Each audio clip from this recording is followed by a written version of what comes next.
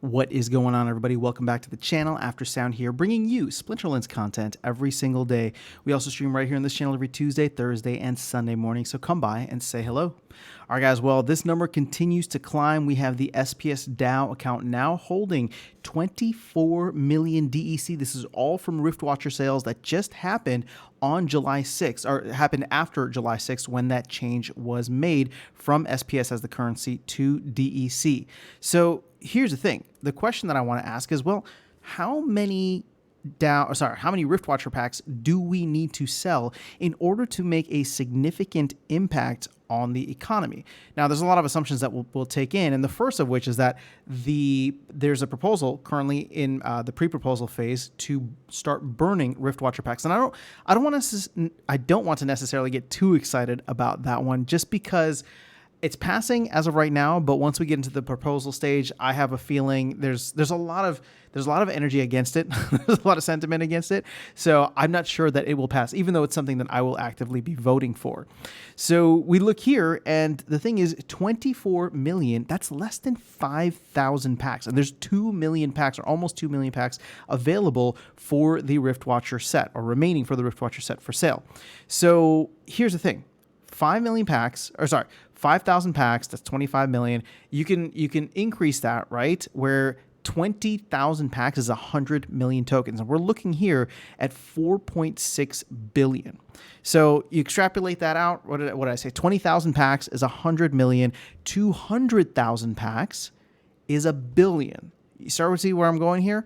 Because there's, obviously we can do 10 billion, essentially 10 billion worth of DEC, but we don't need to do 10 billion.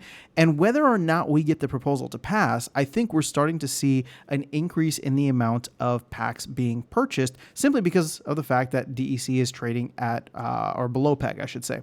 So if we look here, now this is all just going to be speculation and a guess, my best estimate, right? Based on previous videos, and I'm not going to go into all of the data from the liquidity pools and all that. I'm just going to say right off the bat, to give a very, very high level, once we get under 4 billion, I do believe that we could start to see some scarcity, but really, for me, it would start to be under 3 billion. And the reason for that is because if we can get to 3 billion or less, I would say that across the board, with what the team holds, with what's currently sitting in liquidity pools on Hive, we're probably, and on bridges as well, right? The two TerraBlock bridges. I would say that's anywhere between like 1.5 to 2 billion. If we just round down, we'll say 1.5 billion. That means that out of the 3 billion, you got 1.5 that's dedicated to liquidity pools, bridges, all that. The other 1.5 could be people saving for land, and that is 20% land utilization. Now, call me a bull, but I would say that I'm a little bit more bullish than us only utilizing 20% of land from the get-go. Maybe I could be wrong, right? And I know a lot of region holders are not planning to use up most of the land yet, and land surfing won't be live right away. But I have a little bit more faith that we can go past 20%. How much past 20%? I don't know. I would say conservatively anywhere between like 30 to 40% is my guess, right? Maybe I end up being wrong. Maybe it does end up just being 20%. But that's why the whole point is that 1.5 billion DEC to max out 20% of land. And that doesn't necessarily mean we're only using 20% of the plots, right? Because not all plots are going to be maxed out in the sense where they're all having maxed out monsters, meaning they all require 20 or 50,000 DEC. So I'm just saying, from an overall utilization standpoint, I think we can get higher than 20%. So all of those assumptions aside, that means we would need to eat up roughly 1.6 billion, right? I guess if you round this up, 1.7 billion. So where does that put us? Well, I just said 200,000 packs is 1 billion. So this would be less than 400,000 packs of the remaining 1.9 million, right? So less than 1/4. In fact, it might be closer to like 1/5 or 20% of the packs. Now, obviously, if the proposal does pass to burn Riftwatcher packs, I do believe we'll start to see some people topping up and people going and trying to secure as many as possible. But even without that, I mean, we've started seeing a decent surge in pack sales recently that I don't think getting to, a couple 100,000 Riftwatcher packs, is that out of the question? Now, granted, everything could slow down. Maybe land gets delayed. Maybe tower defense gets delayed. Maybe there's just another period where we don't feel this like bullish sentiment that I think a lot of people are feeling after the SPS staking rewards went live. But if we do get that proposal to pass, I think the catalyst to get us to 350,000 packs sold, meaning that we lock up that amount of DEC and get us below the 3 billion mark, I think that's very much possible. And that's kind of why I'm planning to vote for it when it becomes a real proposal, because one, it'll create that scarcity and we all need to feel that scarcity right now.